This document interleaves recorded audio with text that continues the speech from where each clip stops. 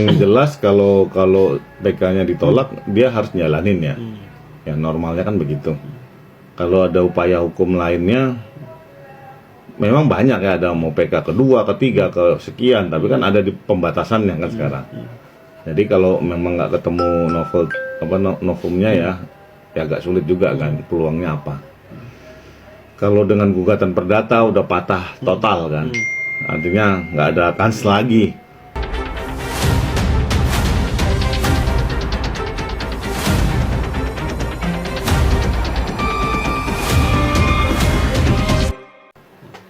Melihat ada fasilitas yang difasilitasi oleh Dirjen Pas tentang video call buat keluarga, itu kan artinya kan Indonesia ini sangat, walaupun agak terbelakang tapi udah cukup maju dalam hal pelayanan publiknya ya, dalam arti kan ini lembaga pemasyarakatan bukan penjara kan gitu, artinya dia membina masyarakat yang di hukum pidana untuk dipersiapkan kembali lagi di masyarakat kan gitu, masyarakat umum. Artinya ketika ada fasilitas itu dan memang yang berwenang itu tidak kan ini sudah pernah dibahas kalau nggak salah ya, dia yang waktu berperkara juga dia ada video call, cuman kan di live kan atau disambungkan dengan yang media sosial atau apa yang lain. Ya, menurut saya sih nggak terlalu jadi isu ya, selama memang itu tidak melanggar aturan dari Dirjen Pas sendiri, karena memang di Indonesia itu sangat unik. Sesuatu hal yang bisa melanggar kalau di negeri lain, di Indonesia itu ditoleransi, ya kan, sama halnya kayak lawan arah, ya kan, pemotor lawan arah itu bisa ditoleransi, katanya gue nggak ganggu lu ya, tapi suka-suka gue nggak ada polisinya. Nah itu logika berpikirnya begitu. Nah, apakah Dirjen Pas juga menganut paham yang sama, atau memang masyarakat Indonesia itu belum bisa karena Niki ini bisa ya, karena ya dia cari jalan lah, celah hukumnya ada aja gitu loh. Artinya kalau memang Dirjen Pasnya tidak melarang, menurut saya boleh-boleh aja, fine-fine aja. Tapi ya seperti biasa, kayak bukan netizen yang bisa dibilang kok bisa dapat fasilitas, apakah memang seorang public figure, dan akhirnya ya Niki di situ ngomong juga ke sahabatnya, gimana ditanya sahabat kabarnya di sana, dia baik, dia bilang malah senang di sana. Ini kayak sindiran satir kan, dan terus dia bilang akan memantau semua yang haters-hatersnya kalau ada ngomongin dia yang terkait fitnah dan lain sebagainya. Gimana tanggapannya? Yang jelas memang kan kita ketahui bersama nih, kita Mirzani field of worknya atau dia khususon nyari duitnya itu kan di bidang kayak gini ya. Artinya dia timbulkan yang bergejolak lah.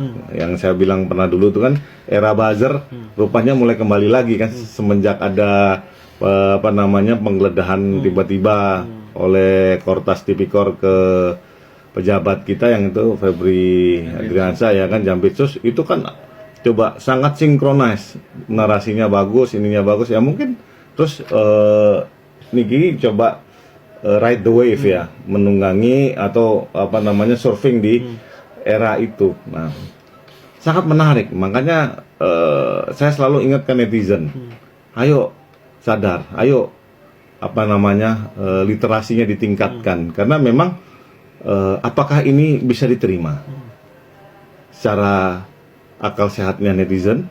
Apakah ini keseharian ya, kayak ada sampah lah kita di kamar, apakah sampah itu kita diemin aja, nggak taruh di tong sampah, harus dipilah atau didiemin aja, cuek aja, apatis, atau kita gimana? Nah itu harus menjadi konsensus bersama bahwa sebetulnya kita ini, negara ini, bermasyarakat ini mau kemana, kan begitu.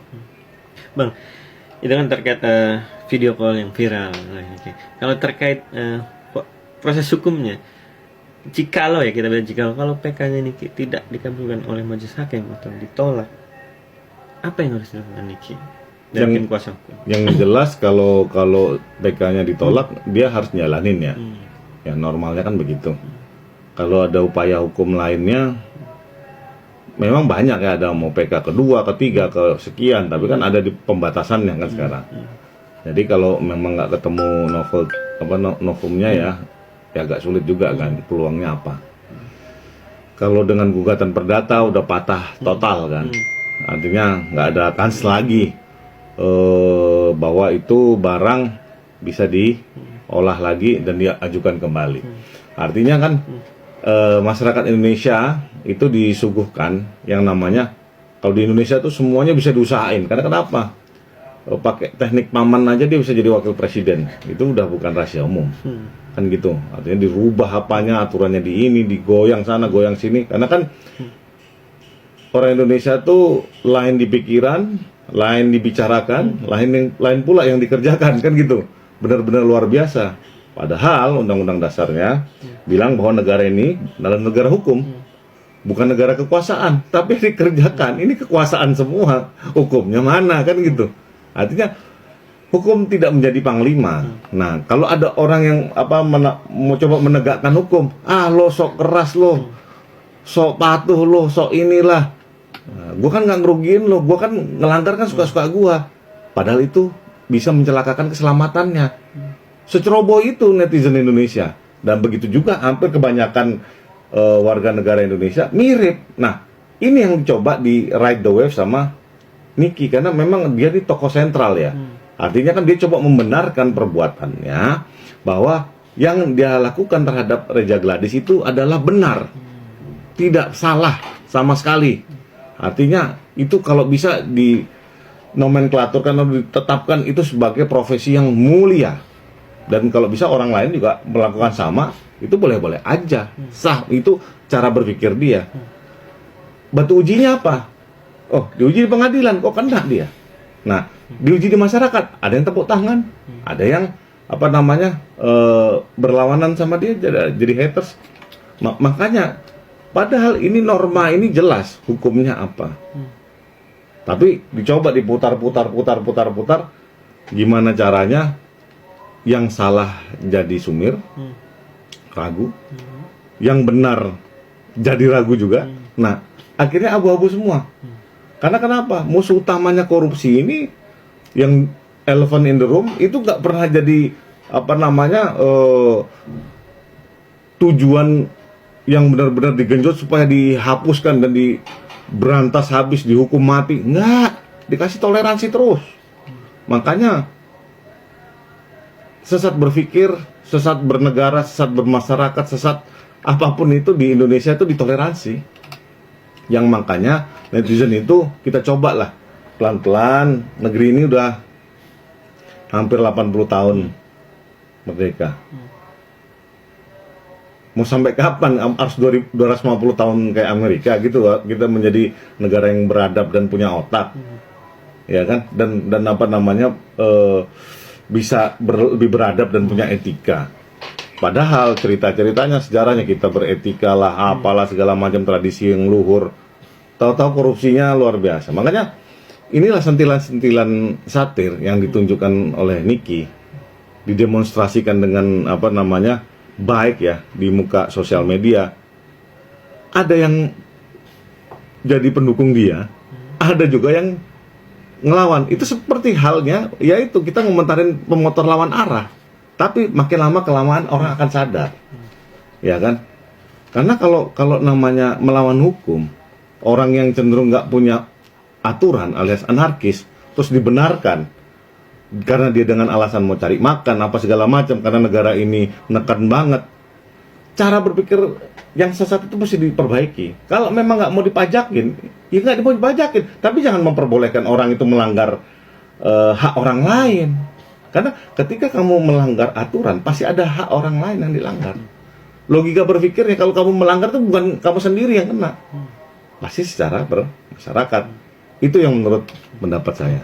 Bang, berarti bisa dibilang, menurut abang seperti kita wawancara yang sebelumnya, untuk PK Niki dikabulkan sepertinya sulit karena tidak ada novum. Walaupun dari tim kuasa hukumnya bilang kita tidak ada novum, tapi kita ada Kekhilafan hakim. Iya, pertama kehilangan hakim, yang kedua ada poin krusialnya itu perbedaan perkara antara Niki dan Ismail yang bisa bilang perbedaan yang mencolok terkait penerapan pasalnya. Padahal bisa dibilang yang dianggap identik justru merupakan hasil akhir yang bertolak belakang. Gimana Pak? Sulit kah? Saya tidak menyalahkan ya orang berargumen, tapi ya argumen itu kan, ini kan kalau namanya hukum itu the art of interpretation. Artinya dari POV dari majelis hakim yang mulia bagaimana. Dan saya tegaskan lagi, ini sudah 3 kali di sidang. Dan bisa aja di Indonesia tuh sangat unik. Karena kenapa? Ya tadi saya bilang soal korupsi, ya kan, sogok menyogok, suap, itu luar biasa Indonesia itu. Jadi saya nggak pernah kaget juga kalau misalnya udah 3 kali menang, terus tiba-tiba di PK berbalik ya. Saya juga ngalamin perkara saya juga begitu. Artinya nggak kaget lah. Tapi ingat, ini akan menjadi presiden sangat buruk. Seperti halnya para tersangka-tersangka lain yang notabene pejabat-pejabat yang nggak dieksekusi, iya kan? Contoh, ada banyak tuh, iya kan? Nggak jalan dari zaman dulu sampai sekarang tersangka tapi nggak jalan juga, nggak disidang juga.